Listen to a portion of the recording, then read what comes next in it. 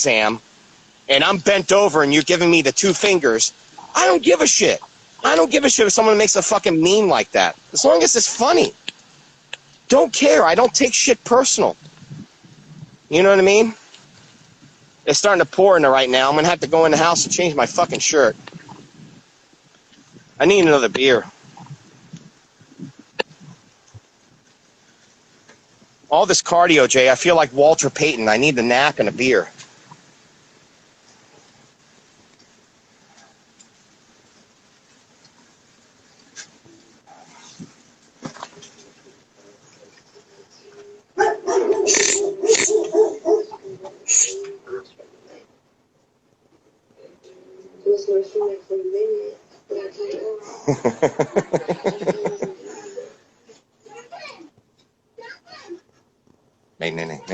Bing. Why are those dogs barking? Because they're doing their job. They're letting everyone know in the house that there's someone coming in, and they can't see them. They can't smell me yet. Oh, so you're like you got a bunch of dogs like Big Brad Wolf. No, I've only got one dog. He's a big fucker.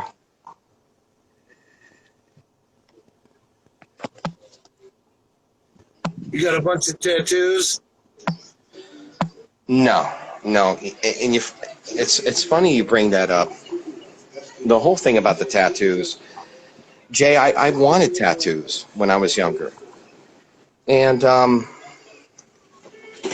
now tattoos are no longer taboo. They're no longer, you know what I mean, fringe or anything. It's like every other person has a tattoo now, and I'm no longer interested. Does that make me a bad person? What do you think about having a girlfriend that looks like she fell off the back of a Harley Davidson? To make you a tough guy? No, it depends on how hard her body is. I mean, if she's, she's got a face that looks like it got bit off by a pit bull, but she's got a hard body, I might be able to live with it.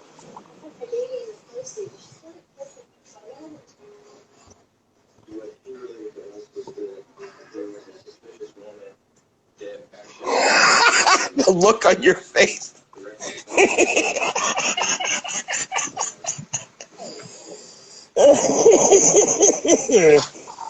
Hey, what if she got her nose bit off by a pit bull, man? She can suck a dick like a champion.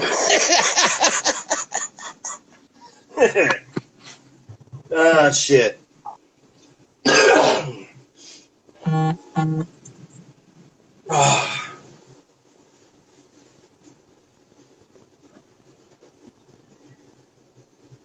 Changing my shirt. I don't want to see anyone to see my supple tits. I would come on your tits. And remember, boys and girls, cum is never to be wasted. Right. We'll have another shot right here of the Gaston Culpepper, the Betsy Ross, and soon to be banned, the Florida state flag. Remember I said that, Jay. Soon to be banned. The Florida state flag is soon to be banned. Remember I said that.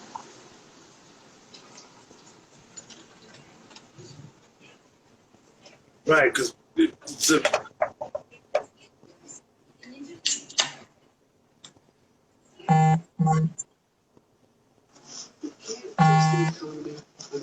Thank God I'm going to be dead before fucking America falls in the hands of the goddamn socialists.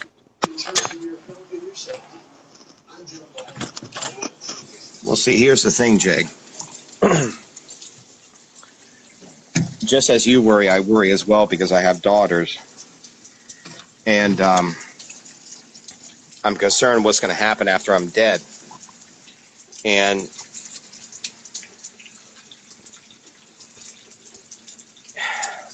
one of the major problems right now. Your sister got a boyfriend? What's that? Your sister got a boyfriend? My borderline autistic deaf sister? Yes, she does. I didn't say that. Jay, I got other sisters. I got one that's in her 30s and one that's in her late 20s. The one that's in her 30s, that's the one I wish you really would go after and convert her.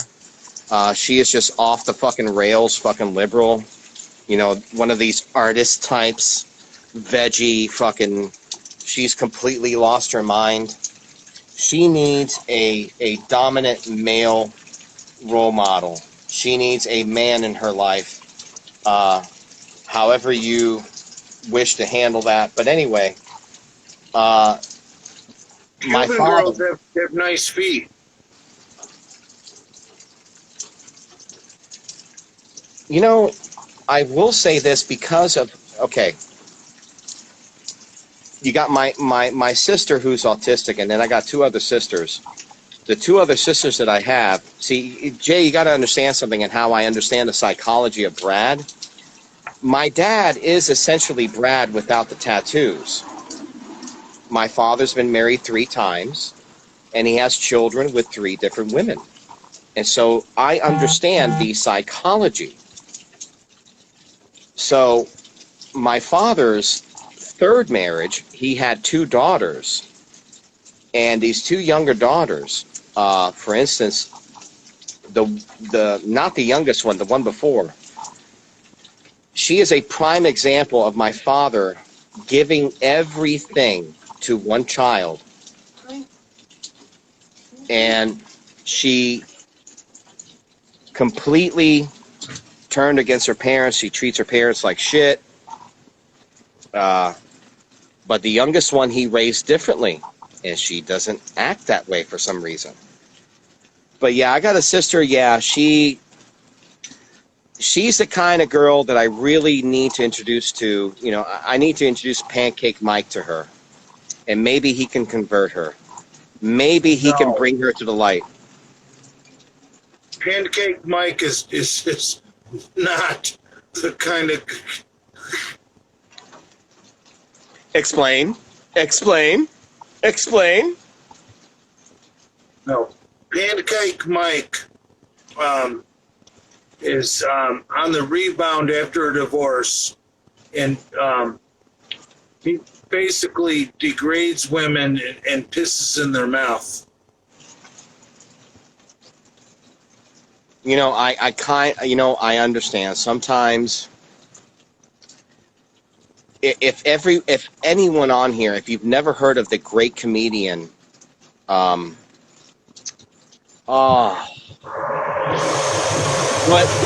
Piss break. Here we go. And we have another piss break brought to you by your sister's ass, because everyone loves your sister's ass.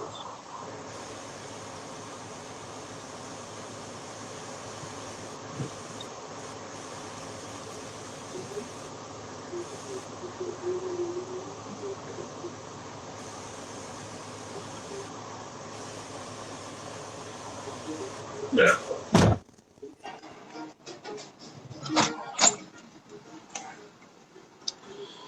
But anyway, I understand the psychology of someone that has had children with so many different women. My father, again, he is Brad without the tattoos. And I'm going by what you talk about, Jay, and also my limited interactions with Brad himself. Brad is a hard worker. You've explained this before. My father's a hard worker.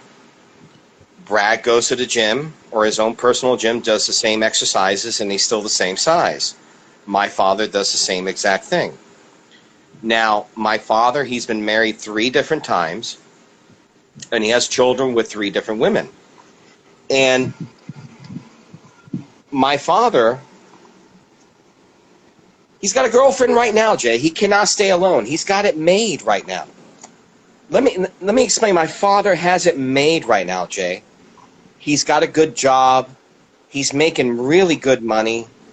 He's living in a condo that's paid off.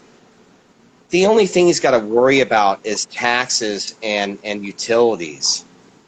The condo's paid off. Everything right now is just, you know what I mean? It's just bonus. He could be living the life one of the ideas I gave my dad was, Dad, you should be living in a condo in Miami or maybe like in New York or New Jersey. You would be banging prime Hispanic pussy trying to get legal here in America every fucking night. No, he's here. He's here in Palm Beach County, living in a condo. He's got a girlfriend. Everything's serious. He could be having the time of his life right now in his late 60s, like Big Richard. Big Richard was having the time of his life. My dad could be having the time of his life right now. And, you know, that's why I understand the psychology. And Brad's a good guy, as you've explained before. Hard worker, okay? As far as anything else other personal, it's not my place to say anything. That's going to be up to the trolls and the fans and everyone else. It's not up to me. The guy's a good guy, and that's all I know. He's a good guy and a hard worker. That's all I know. But as far as like the psychology, I understand because I see my father. I see the flaws of my father in Brad. And that's the psychology of everything. Guys that can't be by themselves. Jay, I love my wife, Jay. Can't be unless they have a woman. Jay, I love my wife, Jay. I love her. My daughters know. Your kids know when you love your wife. They know. You can't bullshit your kids. The kids, they know I love my wife. They know I love them. But at the same time, they know their father would be just as happy living in a fucking cave, completely by himself, isolated. It's just, when you're dealing with a real man, you're dealing with something different. And you got to let these females know right away. You got to set your marker. This is who I am. This is what I do, or you're never going to be happy.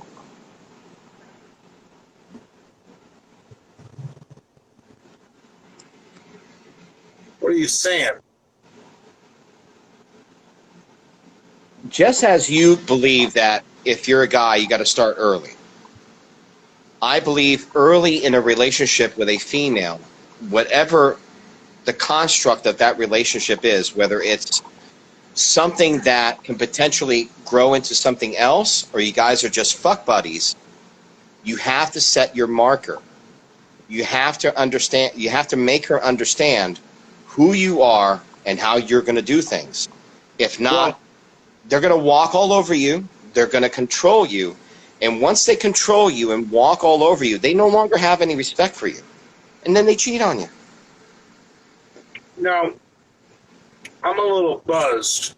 So I'm gonna take that on a sexual venture. Like, for example, on your third date, if you suck a chick's toes and lick her asshole, she's gonna expect that for the rest of the relationship. Exactly. And early in the live, I brought up a name, Tom Likas. Tom Likas was trying to explain to young lads, as you refer to, Jay. Tom Likas was explaining to young lads out there that in the first 3 months of a relationship with a woman, let's say you want to have something serious with this woman, you need to understand that the first 3 months of that relationship, that's as good as it gets. That is as good as it gets, and it's Right. downhill from there. And at the same time, if you know what you're doing and you're a dominant male, you need to let that female know that. Listen, this is as good as it gets. You need to understand that, you know, you want bonus, you want whatever, there's plenty of other guys out there. Okay? Yeah, I pretty much agree with that, because in those first 3 months, that's pretty much the only time you're going to suck her toes or lick her asshole. And we know, things happen, alcohol, extracurricular activities, we'll call them. Things happen. We're not perfect. And we end up, with our face, in some chick's ass. It happens. I found sometimes I can get a second erection with a woman's feet in my mouth. Look, it is always a bonus. We got, again, as you've said, we got a lot of young lads out there. It's always a bonus when it's always a bonus when when her feet they're just cute. There are just some women out there, they got their feet are jacked up, or it's, it's genetic. The chick is from, her mother's from Mexico. And, her feet are, it looks like from a third world country. She's never worn shoes before. It happens. But there's just some women out there that their feet are just fucking cute. And, Yeah, but like you said, once you've been with the same woman for 6 months in a row, look, you don't want those toes in your mouth. It becomes disgusting. Kind of like licking her asshole. Well, it depends on the time of the day, especially if it's early in the morning. You never want to go in between there and into the V area when it's early in the morning. You have to understand how the human body works. You want her coming out of the shower clean, refreshed, preferably maybe nared. Those of you that don't know what nared is, maybe you want to look it up. But if you're going to do a thorough job down there, you want the area of the vagina completely nared. And don't be afraid to use vegetables. Don't be afraid to use ice cubes. And now I've been just informed that my battery has 15% capacity left.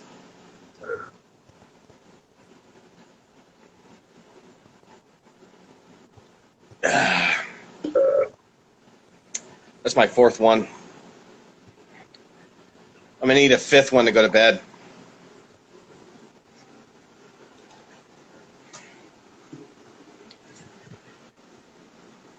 So, Jay, are you gonna look, without giving too much information out? Are you gonna let the fans know that you have certain plans on Halloween? Actually, not yet. I spoke with Andrew of the Delray Misfits earlier today. And what did the Comandante say? He has spoken with no one. He has no filming on hand. I'm actually the only person that's from the Delray Misfits that has spoken with Andrew about potential filming.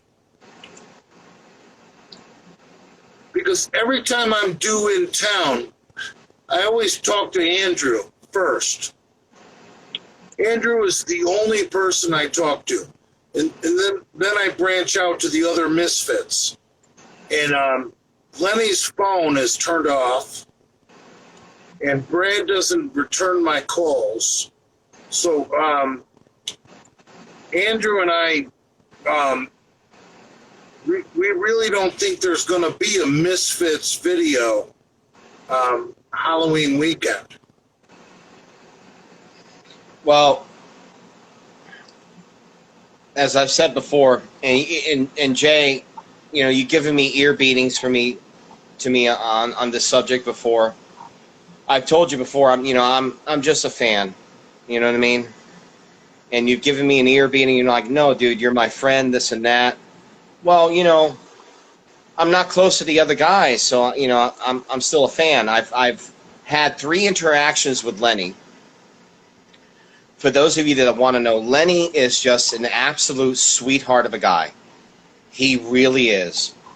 And I absolutely fucking love it when I go into that LA Fitness in West Palm with my dad, and it's one of those Monday cookie cutter fucking days where everyone's doing chest, fucking Lenny goes in there, that big fucking ogre.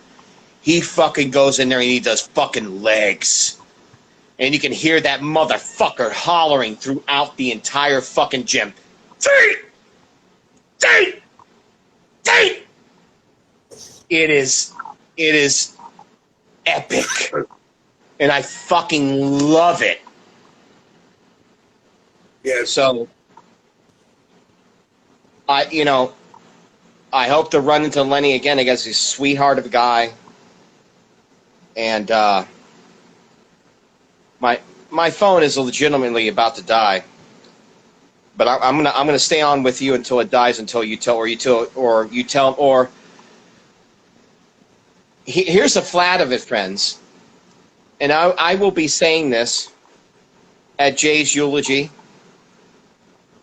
Our conversations always ended when I began to talk about science fiction. He would tell me good night. That's it, I'm done. Don't go Star Trek. Exactly. And he would call me Captain Kirk, and we're done. That's it. So, Jay, I've been to the Jay. I love you, and I know when it comes right down to it. Years from now, there's going to be a eulogy. They're going to ask me to speak, and I'm going to look at everyone in that crowd and say, here's the flat of it, friends. Most of what I know about Jay, I cannot tell you. And everyone's going to hate me. That's what's going to happen. That is the burden that I carry as far as being your friend. I have to stand in front of all these people, even after you've gone. Most of them I know about Jay, guys, I can't tell you. Listen, you cockroach. You're not going to outlive me, you cockroach. Hey, fuck the Diaz brothers. Fuck those cockroaches. Listen here. Let me, you say hello to my little friend. Who do you think we are? We're baggage handlers? That's $1,000 a piece. You know that. Nobody can beat Jay. They try, and they try. You know, it's interesting, Jay. Again.